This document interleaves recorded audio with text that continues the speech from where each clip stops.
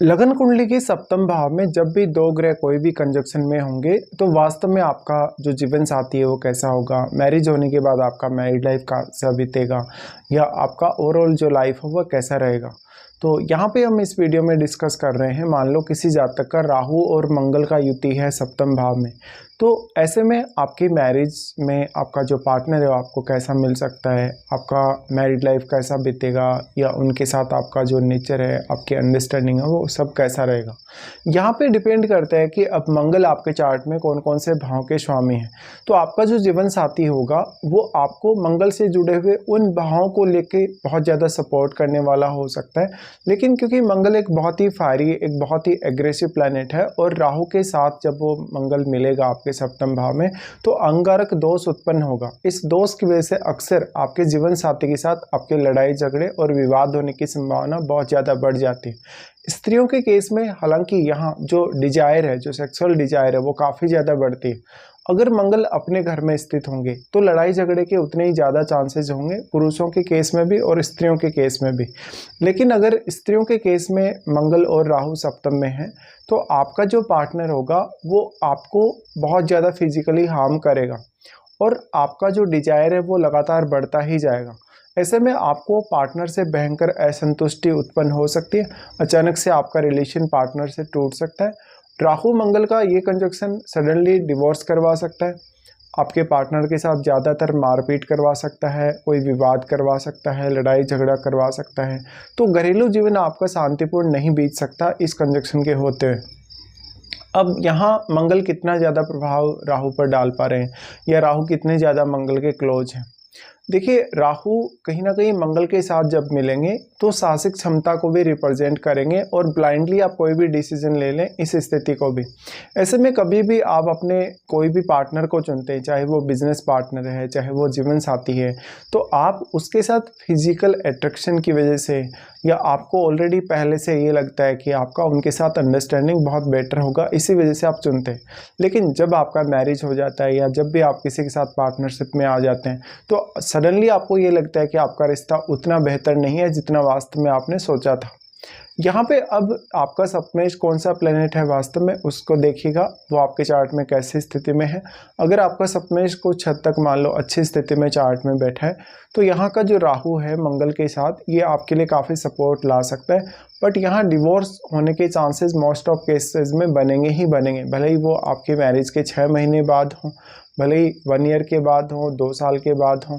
और अगर आपका कहीं ना कहीं अगर आप डिवोर्स बचा जाते हैं, अगर बहुत ज़्यादा कॉम्प्रोमाइज़ करके अपनी लाइफ को जीते हैं तो हमेशा आपके घरेलू जो जीवन है उसमें सुख शांति के चांसेस नहीं हैं।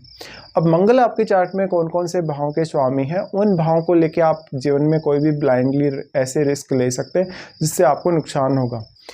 मंगल और राहु के यहाँ होते हुए अक्सर जो भी लोग आपकी लाइफ में आएंगे, चाहे वो किसी भी तरीके से हैं, चाहे वो आपके साथ पार्टनरशिप करके हैं, बिजनेस के तौर पे आपसे जुड़े हैं, उनके साथ आपका अक्सर कोई ना कोई मिसअंडरस्टैंडिंग या कोई ना कोई विवाद होता ही रहेगा।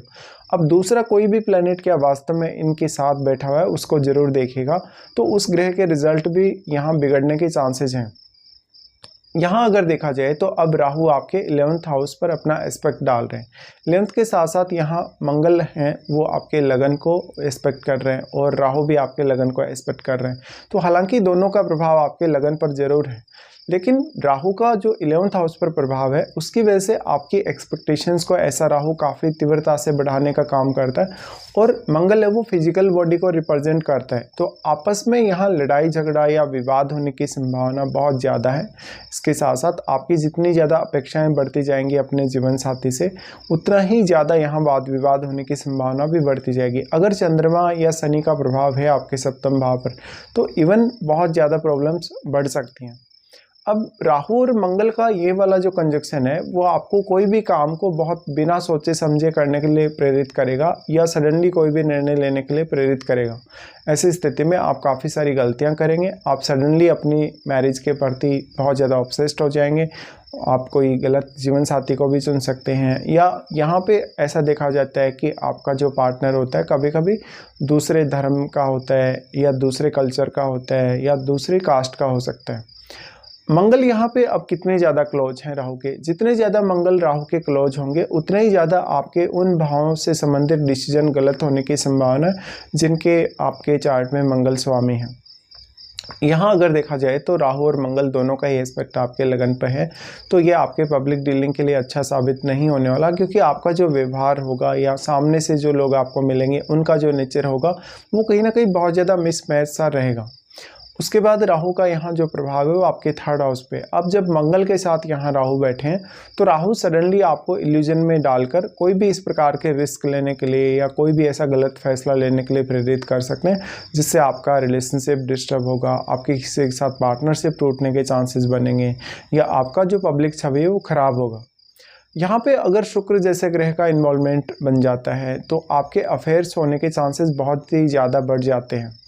अब देखिए यहाँ पे अगर हम मंगल की दृष्टियों के बारे में बात करेंगे तो मंगल सबसे पहले आपके 10th हाउस को एस्पेक्ट करते हैं, फिर आपके लगन और आपके दूसरे भाव को।